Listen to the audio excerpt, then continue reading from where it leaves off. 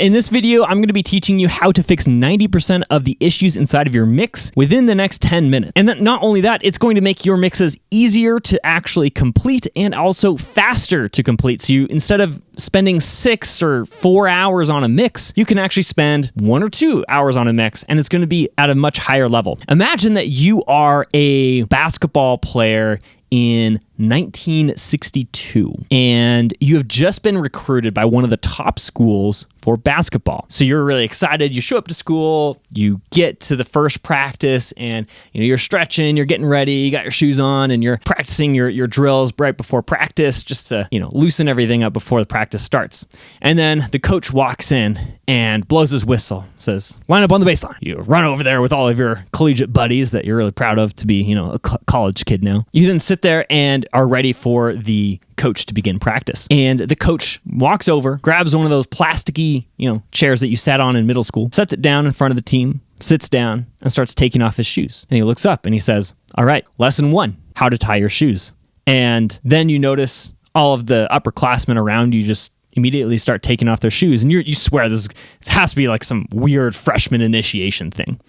But instead, they're calmly following the instruction of the head coach. And so then you reluctantly fall in line and start taking off your shoes as well. And then the coach goes on to explain how your socks need to lay on your feet, how to put them on, how to wiggle the fabric around your pinky toe to ensure that there's no buildup of sock there inside of your shoe, how to smooth out the heel so that there's no creases that are going to irritate your heel while you're playing. And then he explains how to put your shoes on correctly without wrinkling your sock, how to pull each little shoelace right next to the ringlet so it's nice and snug but not overly tight, how to tie your shoes to ensure that it remains that snug and tight without falling off while you're playing the game. The coach was a coach at UCLA in the 1960s and 70s. His name was John Wooden. He went on to win 10 NCAA titles for basketball out of the 12 years he was the head coach for UCLA. John Wooden knew exactly how to get a winning team to the top of their game. And that was focusing on the fundamentals, because how we do the smallest things are how we're going to approach the biggest things as well. In any skill, this is the fundamental flaw that most people think. Once they have learned the fundamentals, they can move on to bigger and better things. But the reality is the fundamentals is really what makes a great player a legend. And mixing is not any exception. A lot of us want to believe that we can just move on from the fundamentals. I know how to do EQ. I know how to do compression. I'm ready to do some wacky side chain parallel compression thing that's going to make my mix awesome. But the reality is the more we focus on the fundamentals, the easier our mix is going to be. So let's get started on actually putting this into practice of how do we actually focus on fundamentals in mixing. What does that actually look like? So there are 4 main areas of the mix that we do every single time we sit down to mix a song. We have effects, we have compression, we have EQ, and we have volume. These are 4 areas that we focus on every single time we do a mix. Typical producer that is starting to mix a song will approach it somewhat like this. They're going to spend 10 minutes or so on their volume balance. They're going to spend, let's say, 30 minutes on their EQ. They're going to spend another hour or so dialing in their compression, and then their effects are probably going to spend another 2 hours trying to finalize everything, get everything into a good place, tweaking the compression, tweaking the EQ here and there based on whatever it needs for those final sweetening touches. So this is the traditional way that most people will approach their mix. And if you graph that out, it looks somewhat like this,